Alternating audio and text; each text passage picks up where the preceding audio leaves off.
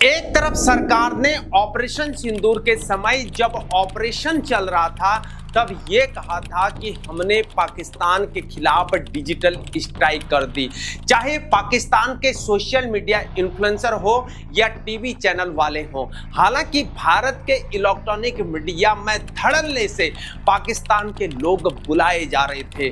पता नहीं ये पैसे देकर बुलाए जा रहे थे या ये टीआरपी के लिए बुलाए जा रहे थे। पता नहीं ये कौन सी देशभक्ति थी। अपने देश के चैनल्स में ये पाकिस्तान वाले बैठ कोई पाकिस्तानी हमारा यहाँ पर मजाक बनाया जा रहा था और हमें ही यहाँ पर गालियां दिए जा रहा था।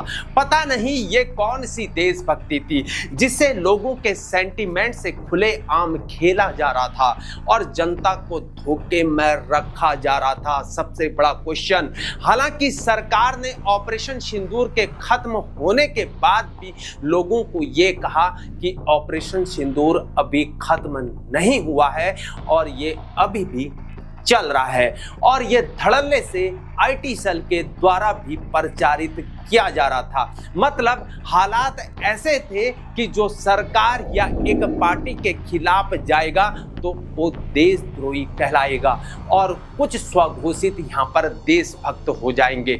उस समय हालात ऐसे कर दिए थे कि अपने देश के यूट्यूब चैनल्स वालों को नोटिस दिए बिना ही उनके चैनल उड़ा दिए जा रहे थे और एक धड़ा कुछ चैनल्स को यहाँ पर टारगेट किया जा रहा था। उनको देशद्रोही साबित करने में जोर शोर से लगा हुआ था। अगर कोई फीमेल उस चैनल को रन कर रही हो तो उसे पता नहीं कमेंट्स में भद्दी भद्दी गालियां दी जा रही थी। पता नहीं गाली देने वाला ये कौन सा देशभक्त होगा या एक विचारधारा का भक्त होगा। ये समझ से यहाँ पर परे था कि देश पहले है या यहाँ पर पार्टी पहले है, या हम किस यहाँ पर सनातन धर्म की बातों को क्या करते हैं और किस देशभक्ति की बातों को क्या करते हैं। क्या ये सेलेक्टिव देशभक्ति है? इससे तो यहाँ पर यही जाहिर होता है कि ये एक सेलेक्टिव देशभक्ति है। क्या देशभक्ति अपने सेल्फ मोटिव के लिए है या असल में यह देशभक्ति देश के लिए है या बहती हुई गंगा में हाथ धोना है? फिर यह भी यहाँ पर खबर सामने आई कि खुद विदेश मंत्री ने मीडिया से बात करते हुए कहा कि हमने पाकिस्तान में स्ट्राइक करने से पहले हमने पाकिस्तान को ये मैसेज दिया कि हम आतंकी ठिकानों पर हमला करने जा रहे हैं। हम मिलिट्री पर कोई यहाँ पर हमला नहीं करने जा रहे हैं। मिलिट्री के पास इस पूरे मामले से दूर रहने का ऑप्शन था, लेकिन उन्होंने हमारी सलाह को नहीं माना, जिसका फिर कड़ा यहाँ पर विरोध हुआ और लोग बोलने ये लगे जो लोगों को यहाँ पर गद्दार कहते रहते फिरते हैं, अब ये बताइए कि ये क्या है। हालांकि बाद में हंगामे के बीच विदेश मंत्रालय के द्वारा भी ये सफाई दी गई और पीआईबी के द्वारा यहाँ पर फैक्ट चेक भी किया गया और ये कहा गया कि ऐसा कोई भी बयान नहीं दिया गया और इसे यहाँ पर गलत तरीके से पेश किया गया है। लेकिन अब इन सब के बीच अब ये खबर सामने आ रही है कि भारत ने पाकिस्तान पर लगे डिजिटल बैन में ढील देना शुरू कर दिया है। भारत में पहले बैन किए गए पाकिस्तानी सोशल मीडिया अकाउंट्स और यूट्यूब चैनल्स फिर से यहाँ पर एक्सेसिबल हो चुके हैं। जहां भारत ने अप्रैल 2025 में जम्मू कश्मीर के पहलगाम में हुए आतंकी हमले के बाद पाकिस्तान के खिलाफ डिजिटल स्ट्राइक की हुई थी, जहां भारत ने पाकिस्तान पर की गई डिजिटल स्ट्राइक के तहत पाकिस्तान के कई YouTube channels, social media accounts, Instagram accounts, OTT content को भारत में बैन कर दिया था, खासकर पहलगाम आतंकी हमले के बाद। इस कार्रवाई में पाकिस्तान के आधिकारिक एक्स यानी कि ट्विटर अकाउंट्स, प्रधानमंत्री शहबाज शरीफ के यूट्यूब चैनल्स और 16 पाकिस्तानी यूट्यूब चैनल्स, कई प्रमुख यहाँ पर पाकिस्तानी कलाकारों के इंस्टाग्राम अकाउंट जैसे कि महिरा खान, हानिया, अमीर अली जाफर इत्यादि और पाकिस्तान के टीवी चैनलों के यूट्यूब चैनल्स यहाँ पर शामिल थे। इसके अलावा भारत सरकार ने ओटीटी प्लेटफॉर्म्स और डिजिटल स्ट्रीमिंग सर्विसेज को भी पाकिस्तान से जुड़े किसी भी कंटेंट को हटाने का निर्देश दिया था। इन चैनलों और अकाउंट्स पर भारत विरोधी भ्रामक और भड़काऊ कंटेंट फैलाने का एलिगेशन था और सरकार ने आईटी एक्ट की आपातकालीन शक्तियों का इस्तेमाल करते हुए इस कार्रवाई को किया था और इससे सरकार का मास्टर स्ट्रोक बताया गया था। लेकिन अब यह दिखाई दे रहा है कि पाकिस्तान पर डिजिटल बैन स्ट्राइक को चुपचाप हटाया गया है। लेकिन अब ये कौन सा यहाँ पर मास्टर स्ट्रोक होगा? कुछ पाकिस्तानी सेलिब्रिटी जैसे कि यहाँ पर मावरा होकानी, यमुना जैदी, अहद राजा मीर और दानिश तैमूर के इंस्टाग्राम अकाउंट्स अब भारत में यहाँ पर फिर से दिखने लगे हैं। इसी तरह पाकिस्तानी न्यूज के मीडिया आउटलेट्स जैसे कि हम टीवी, अरे डिजिटल और यहाँ पर हर पल जियो, डॉन, जियो न्यूज इत्यादि के चैनल्स भी अब भारत में फिर से देखे जा सकते हैं। पाकिस्तान के पूर्व क्रिकेटर शाहिद अफरीदी और शोएब अख्तर और राशिद लतीफ के यूट्यूब चैनल्स भी अब भारत में यहाँ पर बहाल कर दिए गए हैं, जबकि हानिया आमिर, महिरा खान और फवाद खान जैसे कुछ बड़े नामों के अकाउंट्स अभी भी ब्लॉक चल रहे हैं।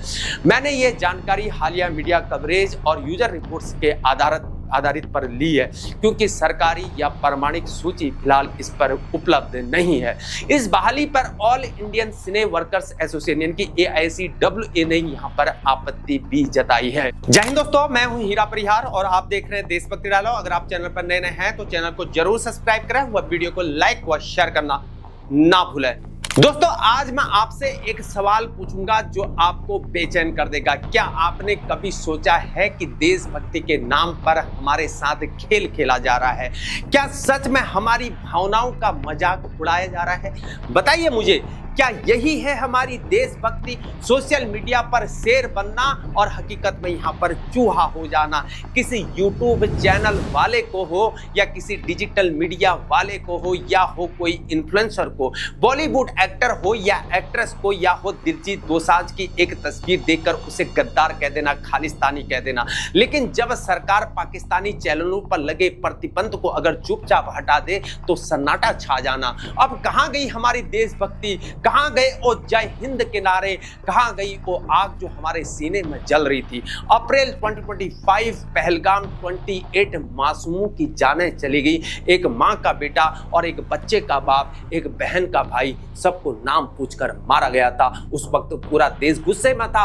हर घर से आवाज आ रही थी कि पाकिस्तान को यहाँ पर सबक सिखाओ। सरकार ने भी यहाँ पर सुना और डिजिटल स्ट्राइक कर दी गई। शहीद अफरीदी से लेकर शोएब अख्तर तक सब बैन कर दी गए। हमने ये कहा, वाह मोदी जी वाह, मास्टर स्ट्रोक। टीवी पर बहस हुई, इन्फ्लुएंसर ने रील्स बनाए और हमने लाइक्स मारे। सब कुछ परफेक्ट था, है ना? लेकिन रुकिए, अब सवाल यह है कि जो चैनल कल तक यहाँ पर राष्ट्रद्रोही थे, आज चुपचाप वापस क्यों आ गए? कोई प्रेस कॉन्फ्रेंस नहीं, कोई सफाई नहीं, कोई जवाबदेही नहीं। क्या हुआ? क्या पाकिस्तान रातों रात हमारा दोस्त बन गया या फिर यहाँ पर पहले ही से ही दोस्त था और हमें यहाँ पर मूर्ख बनाया जा रहा है? या असली सवाल यह है कि हम क्यों चुप हैं? दिलजीत दोसांझ को गद्दार कहने वाले आज सरकार से क्या सवाल क्यों नहीं पूछ रहे हैं? क्या सिर्फ सेलिब्रिटी को निशाना बनाना क्या यहाँ पर आसान है? अरे भाई, वही लोग जो बोल रहे थे कि यहाँ पर पाकिस्तान मुर्दाबाद, आज क्यों नहीं पूछ रहे कि यहाँ पर मास्टर स्ट्रोक यहाँ पर कहाँ गया? क्या यह सिलेक्टिव देशभक्ति नहीं है? सबसे बड़ी बात यह है कि क्या यह उन 28 शहीदों का अपमान नहीं है?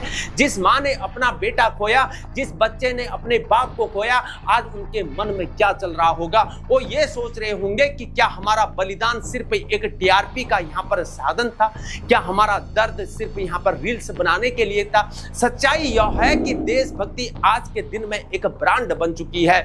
न्यूज चैनल से TRP के लिए इस्तेमाल करते हैं, इन्फ्लुएंसर यहाँ पर लाइक्स के लिए इस्तेमाल करते हैं, नेता यहाँ पर वोट के लिए इस्तेमाल करते हैं और हम तो बस कठपुतली बनकर नाच रहे हैं। अब कहां जाता है जय हिंद तो चिल्लाते हैं, जब चुप रहने को कहा जाता तो चुप हो जाते हैं। तो बताइए, क्या यही हमारी देशभक्ति है? क्या यही हमारा राष्ट्र प्रेम है? अगर यही है तो ये फिर बेहतर है कि हम इस नाटक को यहाँ पर बंद कर दें, क्योंकि देशभक्ति कोई सोशल मीडिया का रील नहीं है जो आज वायरल होगी और कल हम भूल जाएंगे। यह सैनिकों के खून, नागरिकों के दर्द और सरकार की ईमानदारी से बनती है। मेरा आपसे सिर्फ एक ही सवाल है, अगली बार जब कोई यहाँ पर देश के नाम पर आपके सेंटीमेंट सेंटीमेंट्स के साथ खेले, तो क्या आप अंधे बनकर उनका साथ देंगे या फिर यहाँ पर सवाल पूछेंगे? क्योंकि सवाल पूछना देशद्रोह नहीं होता है, बल्कि सच्ची देशभक्ति होती है। अगर आप भी मानते हैं कि देशभक्ति का मजाक नहीं उड़ाया जाना चाहिए, तो इस वीडियो को यहाँ पर लाइक्स करें और शेयर करें और कमेंट्स में मुझे बताइए कि आपका इस बारे में क्या कहना। याद रखिए, हम सच्चे देशभक्त हैं, अंधे भक्त नहीं है। मेरे दोस्तों, अपने वीडियो को आज यहीं पर समाप्त करता हूं। खुश रहिए, आबाद रहिए, जिंदगी में कोई टेंशन न लीजिए और आगे बढ़ते रहिए। तब तक के लिए राम राम। कालिका माता की जय, भारत माता की जय।